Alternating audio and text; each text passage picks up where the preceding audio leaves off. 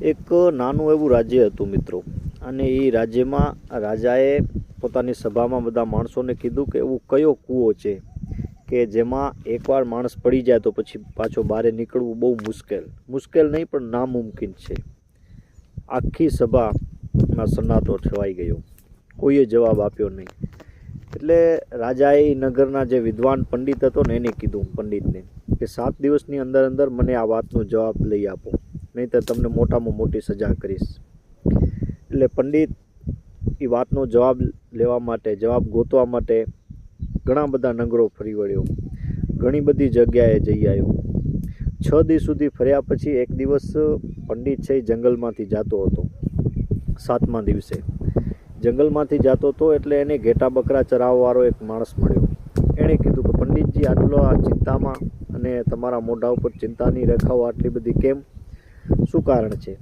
ત્યારે પંડિતજીએ બધી વાત અને હકીકત એ ઘેટા બકરા ચરાવવાવાળા વ્યક્તિને કરી.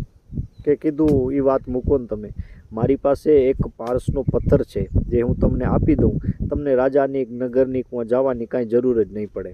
ઘણું બધું સોનું, રૂપું, પૈસા તમને મળી જશે એ પથ્થરથી. એટલે પંડિતે કીધું, ભલે, પણ એ ઘેટા બકરા ચરાવવાવાળો વ્યક્તિ કે પહેલાં તમારે મારા ઘેટા બકરાનું દૂધ પીવું પડશે.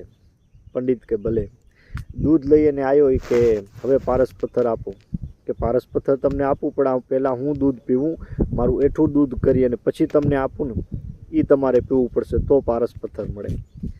એટલે પંડિતજી લાલચમાં આવી ગયા હતા કે ભલે, વાંધો નહીં, હાલો. પછી એ ઘેટા બકરા ચરાવવાળો વ્યક્તિ પંડિતજીને થોડોક છેટે લઈ ગયો આમ પાદરમાં. ઉहाँ એક મરેલા માણસનો કંકાળ પડ્યો હતો અને કંકાળની ખોપડી ઉપાડી ઘેટા બકરા ચરાવવાળા માણસે ને કીધું કે આ ખોપડીની અંદર તમને હું આ દૂધ આપું, એ દૂધ તમને પીવાનું રહેશે. પંડિતજી મનોમન શરમાતો ગયો, મનોમન પોતાને નીચો પડતો જોતો ગયો, પણ મનમાં એક લાલચ હતી એના કે મને પારસ પથ્થર મળશે. છેલ્લે એ પણ માની ગયો. ઓલા વ્યક્તિએ એમને દૂધ આપ્યું હું ખોપડીમાં. ત્યારે ઓલો વ્યક્તિ છે, ઘેટા બકરા ચરાવવાળો વ્યક્તિ હતો, એ હસ્યો અને કીધું કે કેમ હસો છો? કે સૌથી મોટો અને ઊંડો કૂવો આ જ છે. શું? કે માણસના મનની અંદર લાલચનો કૂવો છે ને એ સૌથી મોટો છે મિત્રો.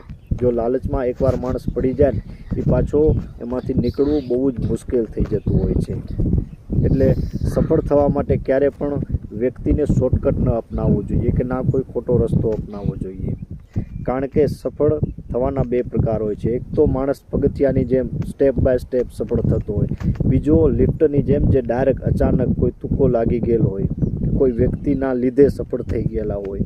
એવી રીતે જો શોર્ટકટ અપનાવી અને સફળ થાય વ્યક્તિ. એટલે સફળ થવા માટે ક્યારે શોર્ટકટ નહીં અપનાવવાનું અને ક્યારે પણ કોઈ પણ વાતમાં લાલચમાં નહીં આવવાનું.